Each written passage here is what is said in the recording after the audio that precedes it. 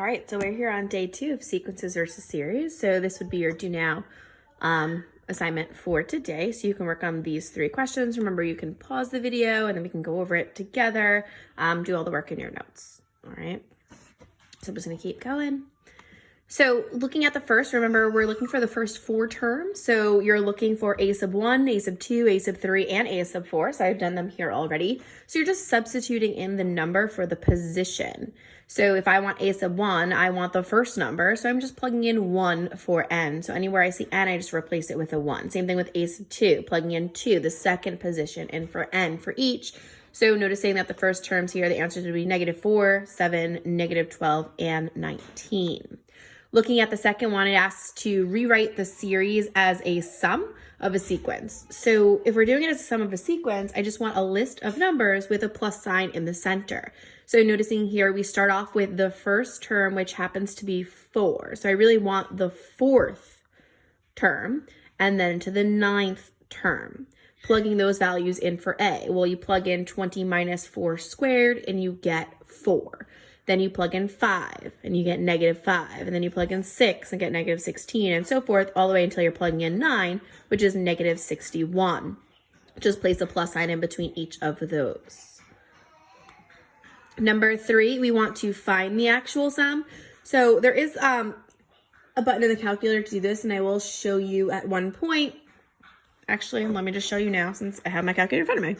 Okay, so what you can do is remember that there are all those little hidden menus over here. Wow, you can see my reflection. Okay.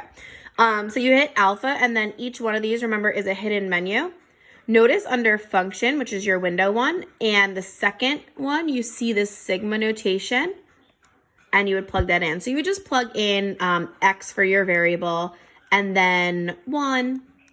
On the top, you're plugging up to 6, and then here you would plug in, we have a fraction, so I'll put second y equals, and my fractional input button, x squared plus 1, and then all over x. So I'm just changing the variables to x, and there you go, 469 over 20. All right. Okay, so moving on for today, we're starting with the second part of arithmetic and geometric sequences and series. And I want to find the 122nd term. So remember, all the notes are posted online for you to go through, and I'm going to do everything on my board. All right. So if I want the 122nd term, I need to figure out, is it arithmetic or geometric first? So I want to find the common difference. So the common difference, your D value, remember, is A2 minus A1. So I have 16 minus 9, and my D value there is 7. So from there, I want to check to see, are you adding 7 each time? And you want to check them all because sometimes they throw ones over here that don't work. And in this case, it is arithmetic. So we're going to plug into the formula of a sub n is equal to a sub 1 plus d times n minus 1. We know a sub 1, remember, is our first term, so that's 9. The common difference is 7, n minus 1. Just to get our generic formula first, so distributing out. 7n minus 7, bringing down that plus 9 out in front. And we get a sub n is equal to 7n plus 2. So from there, what you want to do is you want to plug in 122. We want a sub 122. So we're plugging that in for 7. So 7 times 122.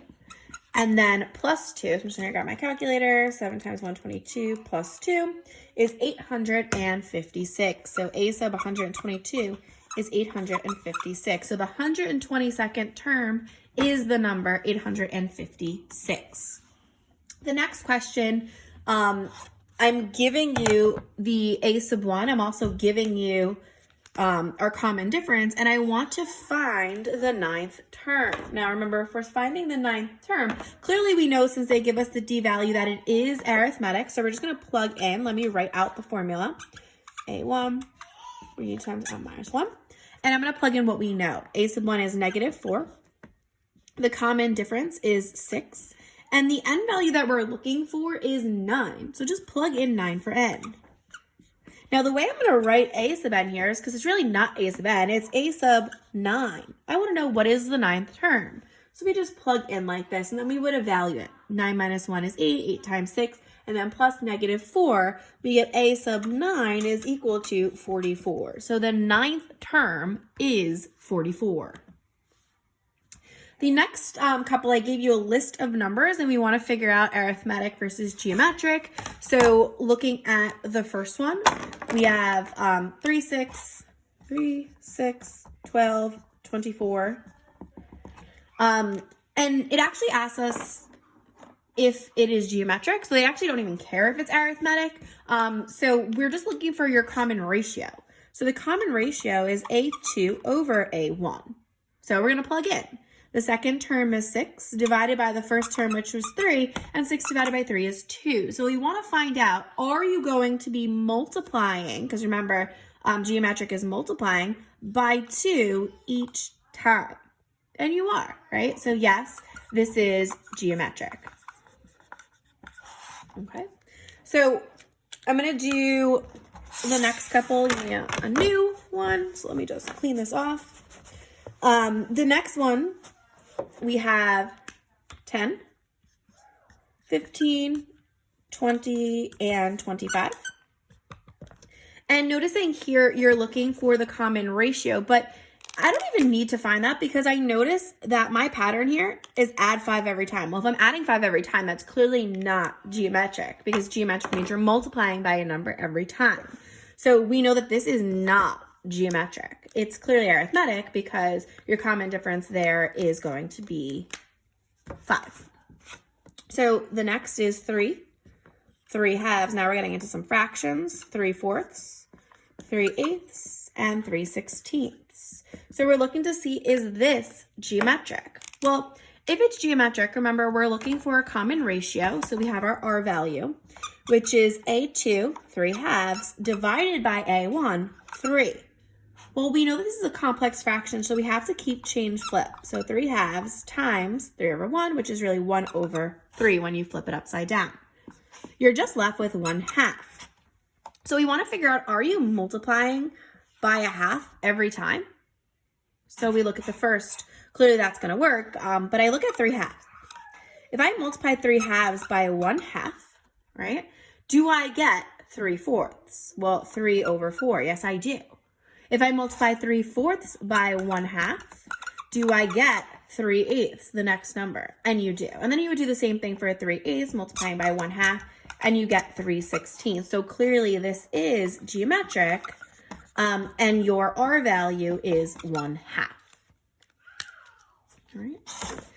Moving on to the next piece. So if you look at your notes, we're talking about geometric sequences, and the common ratio we already talked about, A2 divided by A1, but there is a generic formula that you're going to be using. So we already know what it is for arithmetic, but geometric is A sub n is equal to A sub 1 times R to the n minus 1. Now remember, your R value is your common ratio, and then n is the number term that you're talking about. So looking at the first question here for geometric, I'm just going to clear off my board. We have 3, 6, 12, 24, and we're looking for A sub 8. So the first thing you always want to check for is to see, is it arithmetic or geometric? So we look for arithmetic, and remember, we're looking for a common difference. That's 6 minus 3, which is, 3. And we look to see, are you adding 3 each time? And we know that here you're not. So it's not arithmetic. So we now look for a common ratio. 6 divided by 3 is 2.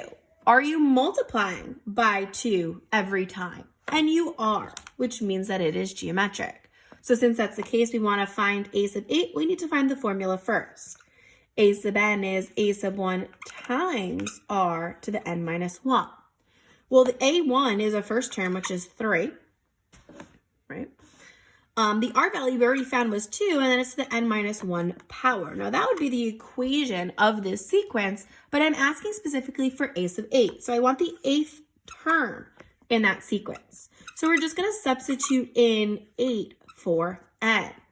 And then you could use your calculator. We obviously know that 8 minus 1 is 7, so it's 2 to the 7th times 3. Just remember to use PEMDAS order. You plugged it in your calculator, and you get A sub 8 is 384. So the 8th term is 384. All right, let's look at another one. So for the next one, I have a bunch of numbers as well. I have 5, 10, 20, and 40. 5, 10. And we're looking for the 11th term. Notice how it's worded differently. I don't say A sub 11. I said 11th term, just because you might see it worded differently on different exams or different books. So what you want to do is look for the common difference or common ratio first. If we look for the common difference, it's 10 minus 5, which is 5. Are you adding 5 each time? No, so it's not arithmetic. So we look for geometric. 10 divided by 5 is 2. Are you multiplying by 2 every time? Yes, so it's geometric. So we've got a sub n is equal to a sub 1 times r to the n minus 1. And we plug in what we know.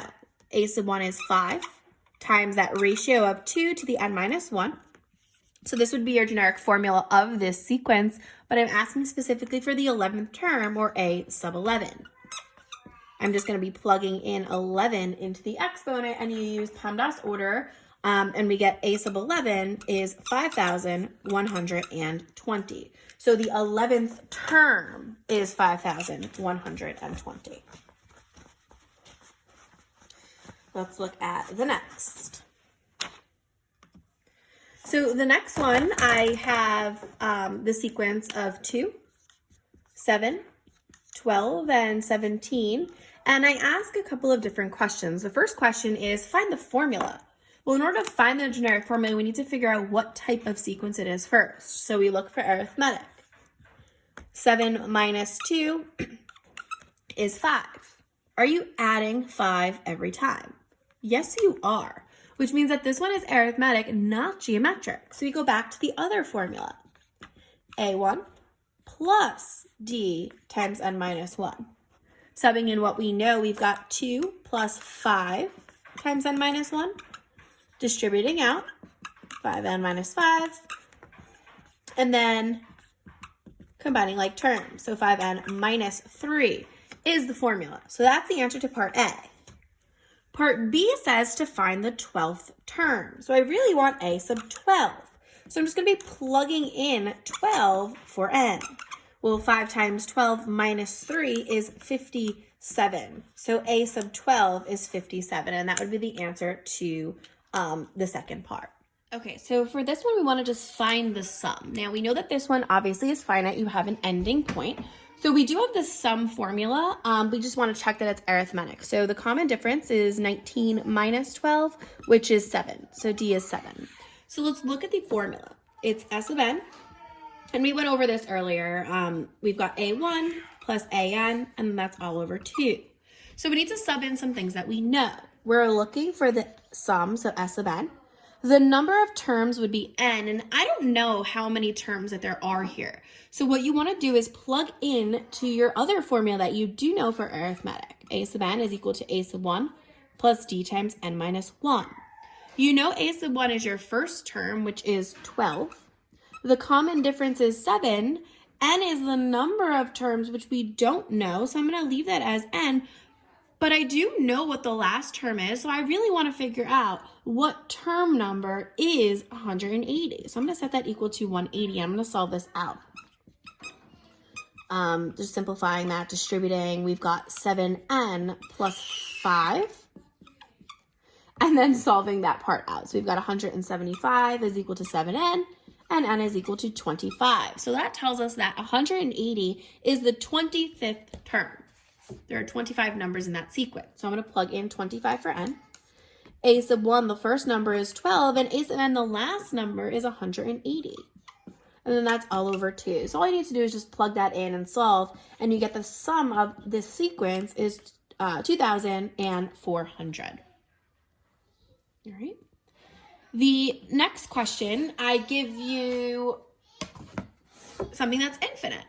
And I want to write it in sigma notation, or write the sum of the first 15 terms, as it says in your notes, right?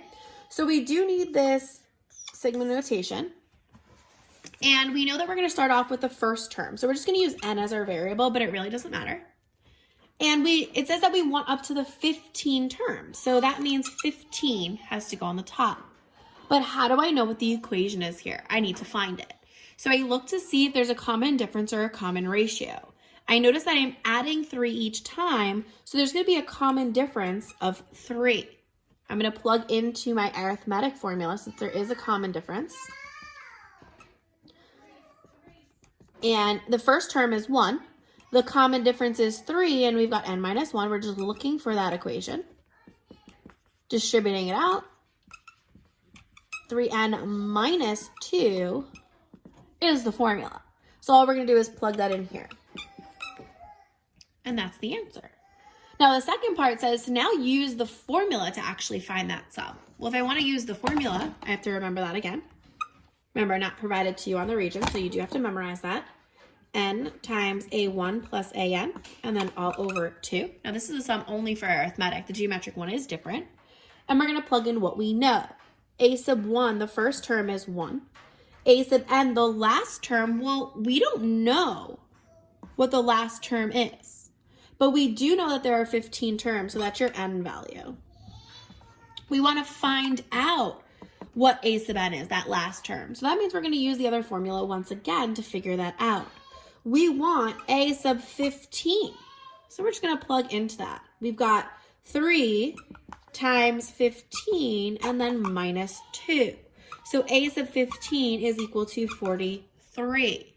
So we plug 43 into the equation or the formula. When you add that up, we've got 44 times 15 and dividing that by 2. So just use your calculator and plug in quickly. We've got 330. We're almost done. There are only 2 more questions left. Let me just clear my board.